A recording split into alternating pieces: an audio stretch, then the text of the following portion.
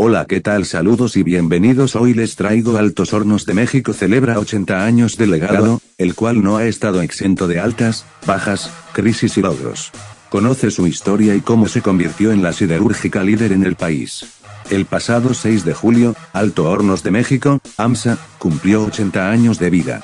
Creado legalmente el 6 de julio de 1942, tardó solo 2 años más en iniciar operaciones y producir su primer fundición de radio, que se dio en 1944. A lo largo de sus últimas 2 décadas ha pasado por altas, bajas, crisis, crecimiento, inflaciones, aumento en su producción, problemas y sobre todo, éxitos.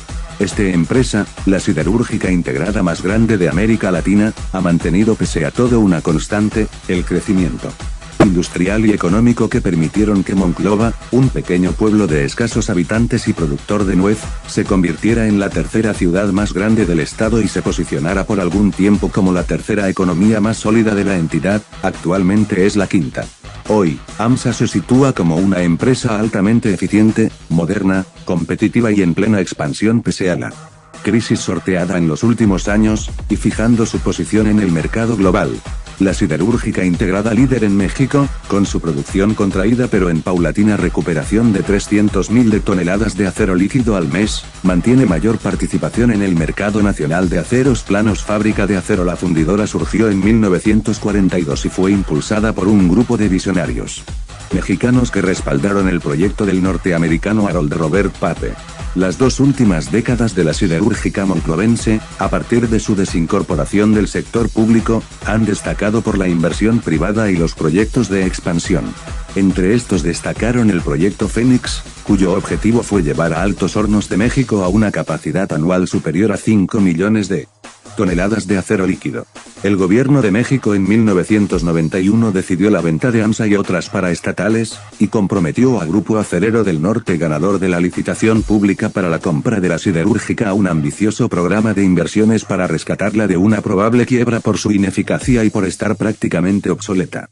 La administración privada, que encabezaron Alonso Ancira Elizondo y Javier Autre y Maza, desarrolló programas permanentes de modernización y ampliación de instalaciones, incorporación de tecnologías modernas y capacitación del personal. Estos cambios elevaron a calidad mundial sus productos terminados, introdujeron a la siderúrgica en alta competitividad y, fruto del compromiso social de la empresa, mejoraron la calidad de vida de sus trabajadores y las comunidades de su entorno. Pero no solo hubo historias buenas, el gobierno federal acusó a los directivos de la acerera una primera vez de evasión fiscal, con lo que los accionistas mayoritarios fueron forzados a huir del país. Esto generó la posterior detención de Javier Autre y Maza, quien sería encarcelado en México. Ya a mitad del año Alonso Ancira Elizondo se refugió en Israel, donde permaneció un largo tiempo y ahí realizó inversiones, entre las que destacan la reactivación de una milenaria mina de cobre, cuya leyenda señala que se trata de la misma mina del rey Salomón. Solucionado el problema después de largos litigios, Autrey recuperó su libertad y Ancira Elizondo retornó a México. Años después, otro gobierno federal acusaría a la empresa acerera de venta a sobreprecio de una industria de agronitrogenados, que culminó con la aprehensión de Alonso Ancira Elizondo, su encarcelamiento en México y la firma de un convenio en el que AMSA se comprometió a regresar en parcialidades más de 216 millones de dólares a la federación. Por otro lado, en el curso exitoso de la acerera, fuera de temas legales y fiscales, fue fundamental el trabajo permanente en materia de calidad, la incorporación de tecnología de punta y, especialmente, y el reforzamiento de sus fuentes propias de abastecimiento de fierro y carbón, materias primas para la producción de acero. La posesión de minas de carbón y fierro propias representa para la compañía en una gran ventaja competitiva a nivel global. Los inicios. La metalúrgica coahuilense con sus productos, actualmente contribuye en forma relevante al desarrollo de la infraestructura nacional y es a la vez motor económico fundamental del Estado. En medio de la Segunda Guerra Mundial, la escasez de acero, altamente demandado para la fabricación de armas, vehículos terrestres y aéreos, y otros materiales necesarios por conflicto bélico, representaba un freno al desarrollo del México de la primera mitad del siglo XX, que pugnaba por su expansión económica, ante lo cual un grupo de empresarios impulsó la idea de establecer una nueva siderúrgica.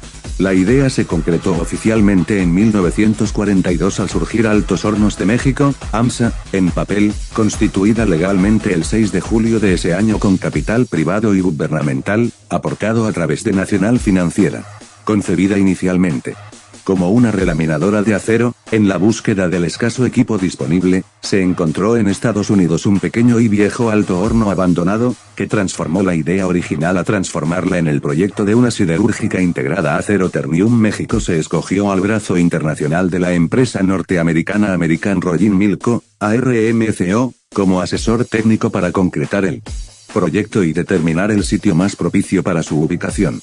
Entina Monclova, pequeña población de Coahuila centrada en la actividad agrícola y sin antecedentes industriales, fue finalmente la elegida para la construcción de la planta siderúrgica, principalmente por su cercanía estratégica a las fuentes de fierro y carbón en los límites con Chihuahua y en la región carbonífera, respectivamente. Los equipos usados adquiridos en Estados Unidos llegaron por ferrocarril, entre ellos el pequeño alto horno construido en 1915 y que había dejado de operar en 1923. Fue requisado por el Departamento Económico de Guerra de Estados Unidos para enviarlo a México. Técnicos mexicanos y estadounidenses ensamblaron en 18 meses los equipos y el 2 de junio de 1944, el Alto Horno 1, llamado Horno Guadalupe 1, produjo el primer arrabio.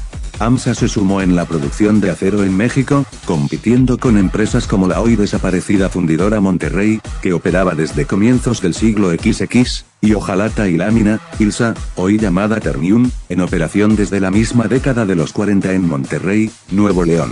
Inició de este modo la historia productiva de una empresa siderúrgica, que fruto de su desarrollo continuo, la situaría por muchos años como la más grande e importante de Latinoamérica.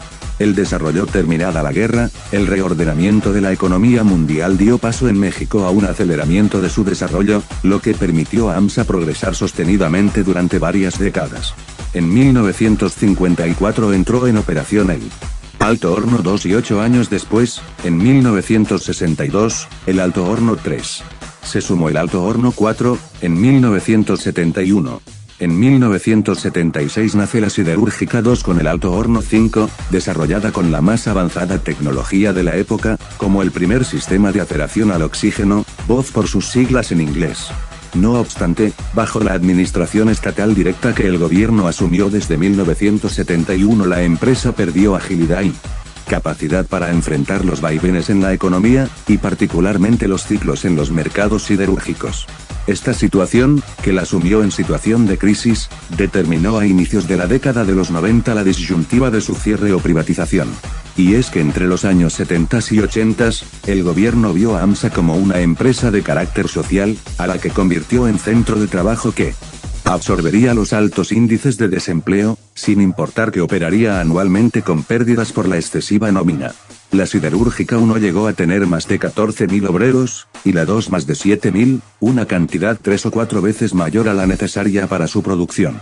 El gobierno federal para privatizarla realizó un impresionante despido masivo de trabajadores, que llamó reajuste, pagando millonarias cantidades a cada obrero recortado de la nómina. En 1991, la nueva directiva continuó con los reajustes y trazó un completo plan de reordenamiento, centrado en la optimización y modernización de la capacidad instalada, con la incorporación de nuevos equipos y tecnologías, así como capacitación intensiva de su personal. Entre 1994 y 1995, el plan de modernización comprendió en lo central, el incremento de capacidad del Alto Horno 5 a 6.500 toneladas diarias, aumento de capacidad de los convertidores BOF de la Siderúrgica 2, instalación de una tercera máquina de colada continua y ampliación de la línea de tira, para alcanzar una capacidad de 2.25 millones de toneladas anuales de la mina rodada en caliente. A esa primera etapa de modernización y expansión de capacidad, siguió desde 2006 el proyecto Fénix, con inversión cercana a $1.500 millones, financiada con recursos propios y que comprende en lo principal el nuevo Alto Horno 6, con capacidad de 4.000 toneladas diarias de arrabio y en operación desde abril de 2011. Se sumarán un Nueva acería de arco eléctrico con 1.2 millones anuales de capacidad, un sistema de metalurgia de olla, una cuarta máquina de colada continua y una segunda línea de placa con molino Steckel y capacidad de 1.2 millones de toneladas anuales de placa en hoja y rollo. AMSA reafirmará así su posición de vanguardia en la siderurgia mexicana y latinoamericana, con capacidad para colocar en los mercados mundiales una amplia y variada gama de aceros con calidad internacional certificada.